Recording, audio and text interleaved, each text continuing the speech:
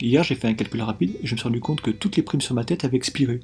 Mais j'avais toujours ces foutues menottes. Je tombe sur deux renforceurs et je leur explique gentiment que je suis un honnête citoyen et que par un malencontreux accident, je me suis retrouvé avec des menottes. Ils m'expliquent que si j'ai des menottes, c'est sûrement pas pour rien et ils m'emmènent au poste. Et là-bas, je découvre l'Adeptus Administratum, qui est ultra vénère avec le papier. Ils notent tout les mecs. Et ils me posent plein de questions pour remplir des petites cases sur un papier. Et je sais pas si vous savez, mais ils ont des fiches sur tous les mecs qu'ils arrêtent. Je vous explique ça.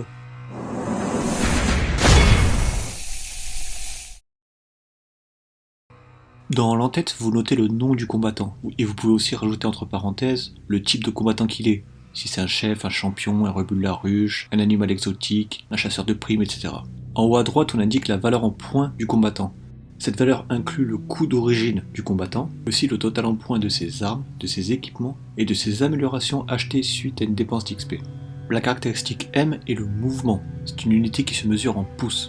Elle est utilisée pour toutes les actions qui demandent un mouvement. Oui, j'ai un mouvement assez faible, mais moi j'aimerais bien vous y voir avec les mains attachées. Au cours d'une campagne, suite à des améliorations ou des blessures persistantes, une valeur peut être augmentée ou diminuée. Le mouvement varie entre 1 et le mouvement d'origine plus 2. On passe directement au PV, les points de vie, qui sont la capacité d'un combattant à subir des blessures. Si cette valeur tombe à 0 pendant une bataille, le combattant peut être sujet à des traumas. Je détaillerai ça dans une autre vidéo. Comme j'ai dit en campagne, les caractéristiques peuvent évoluer au cours des parties. La valeur des points de vie en début de bataille varie entre 1 et le nombre de points de vie d'origine plus 1. Les attaques sont le nombre de dés qu'un combattant peut avoir pour frapper son adversaire au corps à corps. En campagne, cette valeur varie entre 1 et le nombre d'attaques d'origine plus 1. On va revenir sur les valeurs que j'ai volontairement sautées. Toutes ces valeurs peuvent être sujets à des tests représentés par des jets de dés. La plupart du temps, un test est réussi si la valeur du dé est égale à la caractéristique. Mais suivant le test, il peut aussi être réussi si le jet de dés est supérieur ou inférieur à la valeur de la caractéristique. Oh là là, mais comment est-ce qu'on peut savoir s'il faut faire plus ou moins? Merci de poser la question, petite imitation d'un débutant. Eh bien voici une petite astuce.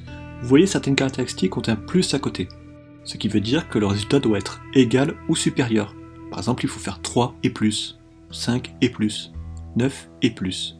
Et si rien n'est indiqué, il faut faire la valeur ou moins. En gros, quand il n'y a rien, imaginez qu'il y a un moins juste à côté. Deuxième chose qui a son importance. Tous les tests basés sur les caractéristiques que j'ai surlignées en rouge se font sur un seul dé, alors que les 4 caractéristiques surlignées d'origine sur la carte se font sur 2 dés. Ça va? Vous avez compris? Oh là là, c'est compliqué, moi j'ai rien compris. Est-ce que tu peux réexpliquer, s'il te plaît? Si t'as rien compris, tu reviens en arrière ou tu vas dans le menu en description. Oh là là là là. La CC et la CT sont deux valeurs utilisées pour savoir si un combattant touche un adversaire avec une attaque. La CC, capacité de combat, sert pour les armes au corps à corps. Et la CT, capacité de tir, sert pour les armes À roulette! de tir. Bref. En campagne, ces caractéristiques varient entre leur valeur d'origine, -2, jusqu'à 6. La force d'un combattant et l'endurance de son adversaire servent pour un seul et même test, savoir si l'attaque blesse l'adversaire. Et plus son adversaire est faible, mieux il arrivera à enfoncer un cure-dent dans son crâne. La force peut aussi être utilisée pour des tests comme ouvrir une porte ou forcer un coffre. La force, elle peut aussi être utilisée pour influencer les esprits faibles. Non.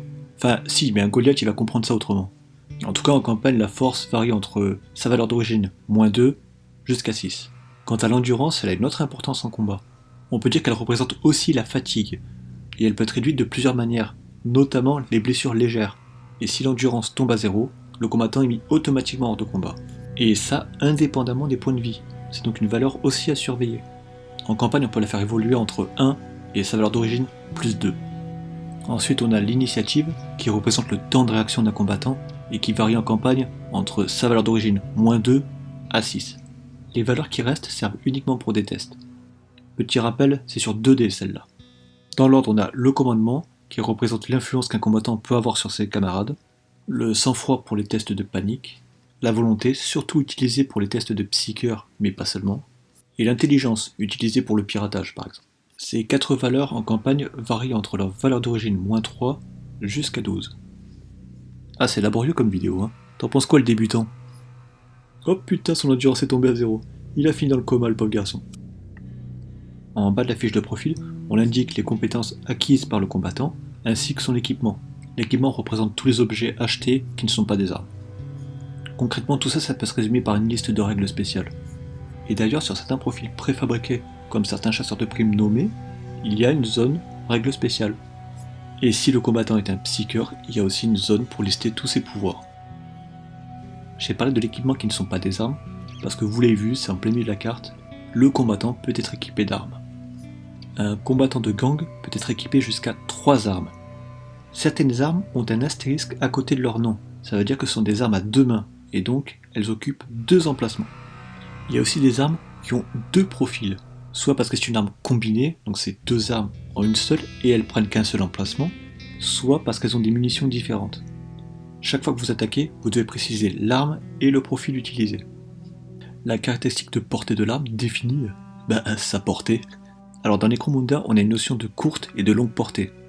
Et suivant la distance qu'il y a avec votre cible, vous avez un bonus ou un malus de précision. Bonus et malus qui auront une influence sur votre capacité à toucher votre adversaire. Mais on verra ça dans une autre vidéo, ça sera beaucoup plus clair. La force de l'arme a exactement la même utilité que la force du combattant. Sauf que c'est dans le cas d'une attaque à roulette.